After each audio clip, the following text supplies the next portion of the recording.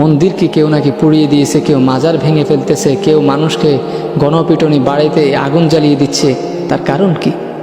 ইসলাম তো আমাদেরকে সহিংসতা শিখায় না। আল্লাহ পাক রব্বুল আলামিন আমাদেরকে অনেক অসংখ্য নাজ নেয়ামত দান করেছেন। আল্লাহ পাক রব্বুল আলামিন নাজ নেয়ামত দান করার মূল লক্ষ্য যে যেই বান্দা পরিপূর্ণভাবে শুকরিয়া আদায় করে এবং কি আল্লাহ পাক রব্বুল আলামিনের নিয়ামতের সন্তুষ্টি অর্জন করে মাহবুদের দরবারে শুকরিয়া জ্ঞাপন করে, আল্লাহ পাক রব্বুল আলামিন তাকে আল্লাহ ওয়ালা হিসেবে কবুল আর মঞ্জুর করে। তা আল্লাহ পাক রব্বুল আলামিন কুরআনুল কারীমে বলতেছেন, আলা ইন্না আউলিয়া আল্লাহি লা খাউফুন আলাইহিম ওয়া লা হুম ইয়াহজানুন, যে ওলি হওয়া বড় সহজ জিনিস। যারা আউলিয়ায়ে কেরাম তারা মেহনত করেছেন দুনিয়া পাওয়ার আশায় না। আর দুনিয়া সিজনুল মুমিন ওয়া জান্নাতুল লিল কাফির, যারা মুমিন বান্দা তাকওয়াবান ফরহেজগার মুত্তাকি তাদের জন্য এই দুনিয়া হচ্ছে কারাগার। আর যারা বেদুইন নাস্তিক কুলাঙ্গার তাদের জন্য এই পৃথিবী হচ্ছে বেহেশতখানা। তো আমরা চাই দুনিয়ার জমিনকে কারাগার হিসাবে বরণ করে আখিরাতের জমিনে জান্নাত পাওয়ার ব্যবস্থায় আমরা চাই। তা আল্লাহ পাক রব্বুল আলামিন আমাদেরকে সম্পূর্ণ সুযোগ দিয়েছেন, আমাদেরকে আল্লাহ পাক রব্বুল আলামিন সম্পূর্ণ ছাড় দিয়েছেন, যাতে করে আমরা রব্বে কারিমের ইবাদত করে রব্বে কারিমকে রাজি খুশি করে তার ইবাদতে মশগুল হয়ে আমরা তার ফরহেজগার মুত্তাকি বান্দা হিসাবে অবধারিত হতে পারি। সেই জন্য আল্লাহ পাক রব্বুল আলামিন আমাদেরকে সম্পূর্ণ সুযোগ দিয়েছেন। তা আল্লাহ পাক রব্বুল আলামিন বলতেছেন যে তোমরা যদি আমাকে পেতে চাও সর্বপ্রথম আমাকে ভয় করতে হবে। ইত্তাকুল্লাহ, আমাকে ভয় করো। কেমন ভয়? ভয়ের মতো ভয় করতে হবে। আমরা এখন বর্তমানে সমাজ যে অবস্থায় চলি এটাকে ভয় বলে না। আমরা বর্তমান সমাজ চলাফেরা করি, ভয়ের মতো ভয় করি না রব্বে কারিমকে। যদি ভয়ের মতো ভয় করতাম, ওয়াল্লাহি আল্লাহর কসম একটা গুনাহ আমি জিন্দেগিতে করতে সাহস করতাম না। আমি আপনি গুনাহ থেকে বিরত আছি, তারপরেই তো আল্লাহওয়ালা হতে পারবো। যদি গুনাহ থেকেই বিরত থাকতে না পারে তাহলে আল্লাহওয়ালা আমি আপনি কিভাবে হতে পারবো? আল্লাহ পাক রব্বুল আলামিন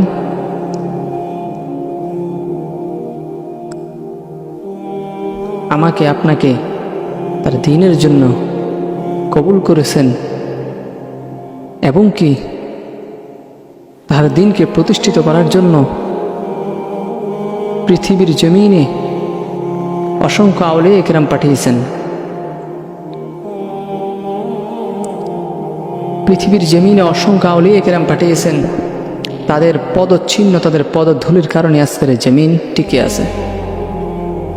আল্লাহ পাক রব্বুল আলামিন আমাদের জন্য এই পৃথিবীর জমিনে প্রত্যেকটা রাষ্ট্রে নবী পাঠিয়েছেন, রাসূল পাঠিয়েছেন, কিন্তু এই জমিনে নবী পাঠান নাই, কোনো রাসূল পাঠান নাই, কিন্তু এই জমিনে পাঠিয়েছেন আউলিয়া কেরামকে। আউলিয়া কেরামের মাধ্যমে এই জমিনকে পরিপূর্ণ ইসলাম কায়েম করে ইসলামী হুকুমত, ইসলাম প্রতিষ্ঠিত করেছেন আল্লাহ পাক রব্বুল আলামিন। তা আল্লাহ তাআলা চাইলে আমাদেরকে জমিনে ইসলাম নাও পাঠাইতে পারতেন। তার পাঠানোর মূল লক্ষ্য উদ্দেশ্য রাসূল আকরাম সাল্লাল্লাহু আলাইহি সাল্লামের দ্বীনকে জমিনে প্রতিষ্ঠিত করা এবং কি রাসূল আকরাম সাল্লাল্লাহু আলাইহি সাল্লামের উম্মতকে পথভ্রষ্ট না করে ইমানদার মুত্তাকি বানিয়ে দুনিয়ার জমিন থেকে বিদায় নেওয়া। তো এখন আল্লাহ পাক রব্বুল আলামিন আমাকে আপনাকে বলতেছে যে তোমরা আমাকে ভয় করো, কিন্তু আমি আপনি ভয় করি না। যদি ভয় করতাম আমি আপনি সর্বপ্রথম দুর্নীতি থেকে মুক্ত থাকতে পারতাম, হারাম কাজ থেকে বিরত থাকতে পারতাম, সুদ খাওয়া, ঘুষ দেওয়া এই সমস্ত কাজগুলো থেকে বিরত থাকতে পারতাম। আমরা তো আজকে ওই সমস্ত নেতার পিছু ধরি যারা আমাদেরকে দিন শিখাতে চায় না, কিন্তু ওই সমস্ত নেতা কর্মীদেরকে আমরা বাদ দিয়েছি যারা আমাদেরকে প্রতিনিয়ত দিন শিক্ষা দেয়, যার জন্য আজকে আমি আপনি সঠিক পথ খুঁজে পাচ্ছি না। সঠিক পথ, সত্য পথ যদি আমাকে আপনাকে খুঁজে বের করতেই হয়, তাহলে আল্লাহর জমিনে আমাকে আপনাকে সত্য বাণী এবং কি সত্য নেতার পিছু করতে হবে। যদি আমি আপনি না পারেন তাহলে কি হবে পরিণতি? দেখেন বর্তমান সময়ে আমাদের দেশের যে অবস্থা বলতে গেলে বর্তমান সময়ের প্রেক্ষাপটে আমাদের দেশ অনেক ভয়াবহ অবস্থায় আছে। অনেক আলেমের মতে হয়তো গৃহযুদ্ধও হতে পারে। তাহলে এই সমস্ত কথাগুলো কেন? তার কারণ হচ্ছে আমরা দিন থেকে সরে গেছি, ইসলাম থেকে সরে গেছি। যেমন ধরেন, পৃথিবীর জমিনে করোনা ভাইরাস এসেছিল, প্রত্যেকটা রাষ্ট্রে প্রতিনিয়ত মানুষ মারা যাচ্ছিল, কিন্তু বাংলার জমিনকে আল্লাহ হেফাজত করেছেন। অন্যান্য দেশের তুলনায় বাংলাদেশের মৃত্যুর সংখ্যা 1000 গুণে কম। তা আল্লাহ পাক রব্বুল আলামিন আমাদেরকে ছাড় দিচ্ছেন, তারপরেও আমি আপনি আল্লাহকে ভুলে গেছি। আল্লাহ বলে, বান্দা, তোমাকে আমি সৃষ্টি করেছি সমস্ত কিছু থেকে মূল্যায়ন করে, সমস্ত কিছুর ঊর্ধ্বে তোমার সম্মান, অথচ তুমি আমার সৃষ্টি হয়েও তুমি আমাকে স্মরণ করতে পারো না। আল্লাহ বলতেছেন, খলাকল ইনসান, আমি মানব জাতিকে সৃষ্টি করেছি আমার ইবাদতের জন্য, অথচ তুমি বান্দা আল্লাহর ইবাদত না করে নাফরমানিতে লিপ্ত আছো। আল্লাহ বলতেছে, তুমি নাফরমানি করো, সমস্যা নাই তো, কিন্তু অন্তত আমি রব্বে কারিমকে দৈনিক একবার হলেও তো স্মরণ করো, আমার কাছে মাফ চাও, আমি সঙ্গে সঙ্গে মাফ করে দেব। আমার নাম তো গফফার, আমি মাফ করার জন্য তোমাকে সর্বক্ষণ প্রস্তুতি নিয়ে বসে আছি। তুমি মাফ চাইবে, আমি মাফ করে দেব। তাহলে আমরা কেন এত কৃপণতা করি? তাহলে দেখেন, আজকের যে বর্তমান পরিস্থিতি, একসময় বাংলাদেশে হয়তো ফেরাউন নমরুদকে ইতিহাস আমরা পড়েছি, শুনেছি, তারা যেই রকম অত্যাচার পৃথিবীর মানুষের উপর করে নাই, তার থেকেও জঘন্যতম নির্যাতন করেছে বাংলাদেশের সাবেক সরকার মাননীয় প্রধানমন্ত্রী শেখ হাসিনা। এমন এমন কর্মকাণ্ড করেছে, এমনভাবে মানুষের উপর নির্যাতন চালিয়েছে, ভাবতে বড় অবাক লাগে কিভাবে মানুষ পারে দাজ্জালের রূপ নিতে। কিভাবে মানুষ পারে দাজ্জালের রূপ নিতে, যে দাজ্জাল এখনো পৃথিবীর জমিনে আসে নাই। কিন্তু দাজ্জালের কিছু নির্মমতা আমাদেরকে দেখিয়ে দিয়েছে কিছু মানুষরূপী দাজ্জাল। যদি আজকে আমরা এমন পর্যায়ে আসি, ওই সরকার যে কাজগুলা করেছে, দীর্ঘ 16টি বছর মানুষ চুপ থেকেছে, তার কারণ কথা বললেই গুম হয়ে যাচ্ছে, কথা বললেই হত্যা হয়ে যাচ্ছে। তার কারণ কি? ইসলাম তো আমাদেরকে হিংসা বিদ্বেষ শিখায় না। ইসলাম আমাদের শিক্ষা দেয় পরিপূর্ণভাবে আমরা একজনকে আরেকজন মহব্বত করে যেন দুনিয়ার জমিনে চলতে পারে, এটাই তো আমাদেরকে ইসলাম শিক্ষা দেয়। অথচ আপনার আমার মধ্যে রাতে দিনে ডিফারেন্স, দ্বন্দ্ব আর দ্বন্দ্ব, কারো মধ্যে জায়গা জমিন নিয়ে দ্বন্দ্ব, কারোর সাথে কারো অর্থ সম্পদ নিয়ে দ্বন্দ্ব, এইভাবে আমরা একাধার লেগেই আছি। যেমন বর্তমান যে পরিস্থিতি, অনেকেই বলে দেশ স্বাধীন হয়েছে, যেই দেশে কোনো হানাহানি মারামারি নাই, অন্য একজন নিশ্চিত দাজ্জাল থেকে, ফেরাউন নমরুদের হাত থেকে, মানুষরূপী ফেরাউন থেকে দেশকে মুক্ত করার পরেই বলতে পারে দেশ স্বাধীন হয়েছে। কিন্তু আমরা স্বাধীনের পর কি করতেছি দেখতেছি, আমাদের সমাজে আজকে দেখা যাচ্ছে জুলুম অত্যাচার আরও বেড়ে গেছে। শেখ হাসিনা যেতটুকু নির্যাতন বাংলাদেশ চালায় না, তার চেয়ে আরো দ্বিগুণ বেড়ে গেছে আজকে বর্তমানে নির্যাতন। মন্দিরকে কেউ নাকি পুড়িয়ে দিয়েছে, কেউ মাজার ভেঙে ফেলতেছে, কেউ মানুষকে গণপিটুনি বাড়িতে আগুন জ্বালিয়ে দিচ্ছে। তার কারণ কি? ইসলাম তো আমাদেরকে সহিংসতা শিখায় না। ইসলাম আমাদের শিক্ষা দিয়েছে, কেউ তোমার ওপর জুলুম করেছে, তুমি চুপ থাকো, সম্ভব হলে তাকে ক্ষমা করে দাও, কারণ বিচার তো এখানে শেষ না। বিচার তো একদিন হবে হাসরের মাঠে। আর যেখানে পশু পাখির পর্যন্ত বিচার হবে, কেমন বিচার? একজন আরেকজনের উপর জুলুম করেছে, এর বিচার কিয়ামতের দিন হবে, আবার তারা মাটি হয়ে যাবে। কিন্তু মানুষের বিচার কিয়ামতের দিন অনবরত হতেই থাকবে। এই জন্য কিয়ামতের মাঠ কায়েম করেছেন আল্লাহ পাক রব্বুল আলামিন, যাতে কোনো বান্দার উপর অন্যায় অবিচার না হয়, সকলের প্রতি ইনসাফ যাতে কায়েম হয়। এই জন্যই আল্লাহ হাসরের মাঠ অনুষ্ঠিত করবেন। তো আমরা তো আজকে মাবুদকে ভুলে গিয়েছি, মাবুদের বিচারের প্রতি আমাদের কোনো বিশ্বাস নাই। আমাদের বিশ্বাস না থাকার কারণেই আমাদের ঈমান চলে গেছে, কারণ বিশ্বাস হচ্ছে ঈমানের মূল শক্তি। অনেকের প্রশ্ন, অনেকের মনে অভাব চিন্তা যে আল্লাহকে তো আমরা দেখি নাই, আল্লাহ কিরকম? আল্লাহকে না দেখেই যে বিশ্বাস করেছি, এর চেয়ে বড় ঈমানের শক্তি আর কি হতে পারে? রাসূলকে না দেখে, তার দিনকে আমরা আঁকড়ে ধরেছি, এর চেয়ে বড় বিশ্বাস আর কি হতে পারে?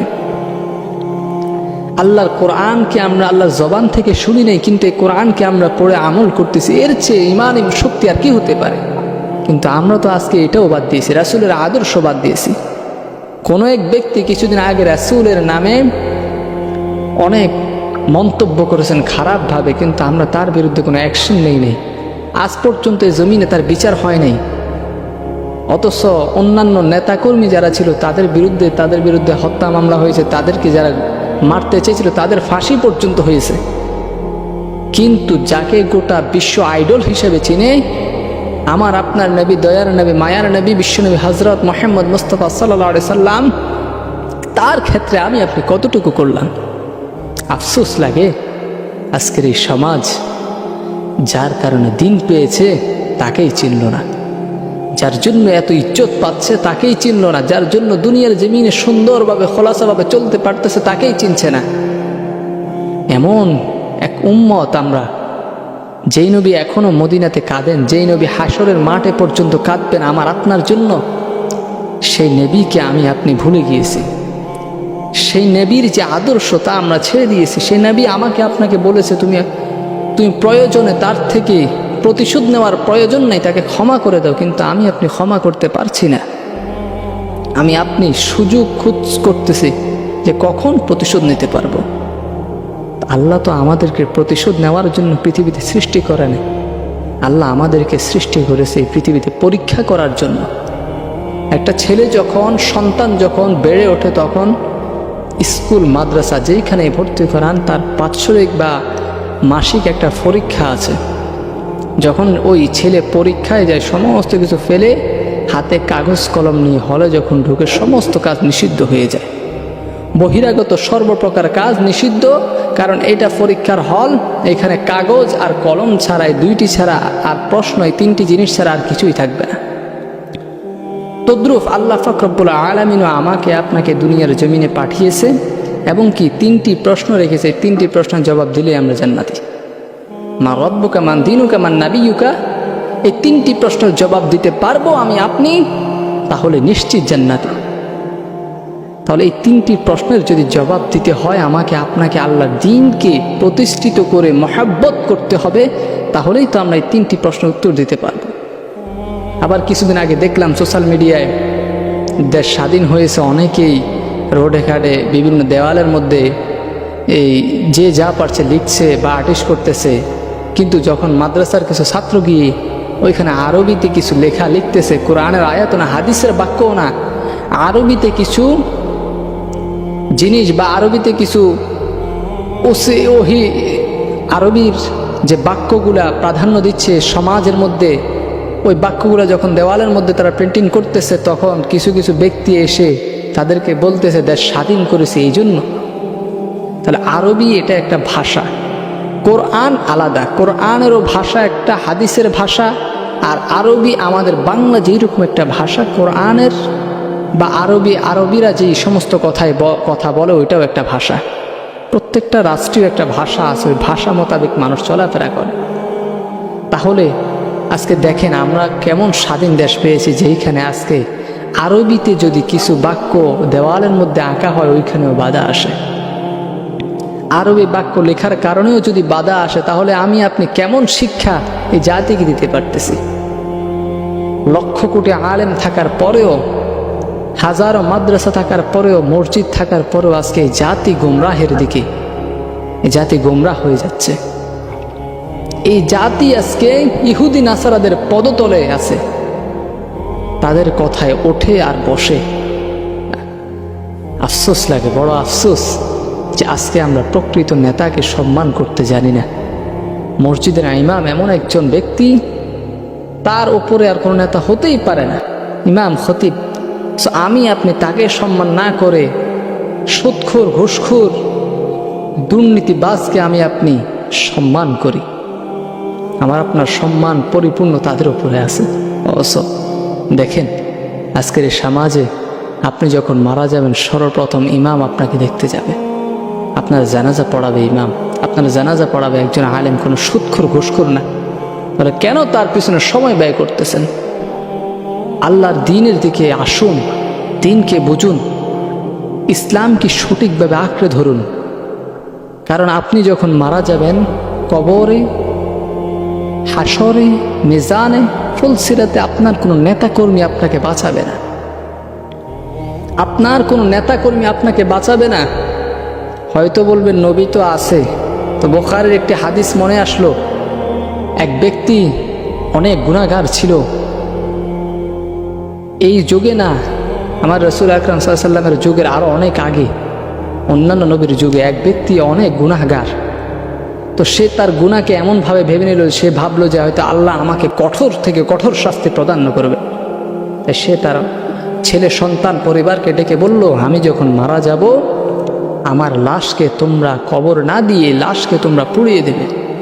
পুড়িয়ে যে ছাইগুলো হবে, ওইগুলা যখন গ্রীষ্মকাল আসবে তখন বাতাসের সাথে উড়িয়ে দেবে। তা আচ্ছা, তার সন্তানরা তাই করলো। তখন কাল কিয়ামতের দিন তখন আল্লাহ পাক রব্বুল আলামিন তাকে ওই যে ছাইগুলো, ওইগুলো সব একত্রিত করে তাকে জীবিত করলো, তাকে জীবন দান করে জিজ্ঞেস করলো, কিরে বান্দা, এইরকম ওসিয়ত কেন করলি? তুই তো তোর সন্তানকে ওসিয়ত করতে পারতি যে আমার জন্য সবাই দোয়া করো যাতে আল্লাহ আমাকে জান্নাত দান করে। তুই তো তোর সন্তানদেরকে ওসিয়ত করতে পারতি যে আমি অনেক গুনাহ করেছি, জানি না আল্লাহ আমায় ক্ষমা করবেন কিনা, তবে তোমরা আমার সন্তান, তোমরা অন্তত ইবাদত করে আমার পক্ষ থেকে ক্ষমা চাও, হয়তো আল্লাহ তোমাদের উসিলায় আমায় ক্ষমা করতে পারতো।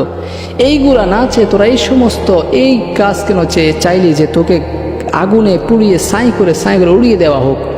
বলে আল্লাহ জীবন ভর গুনাহ করেছে, অনেক গুনাহ করেছে, এমন এমন গুনাহ করেছে যেইগুলা শুনলে আমার পিতা মাতা পর্যন্ত আমাকে ঘর থেকে ত্যায্য করবে, এমন গুনাহ করেছে।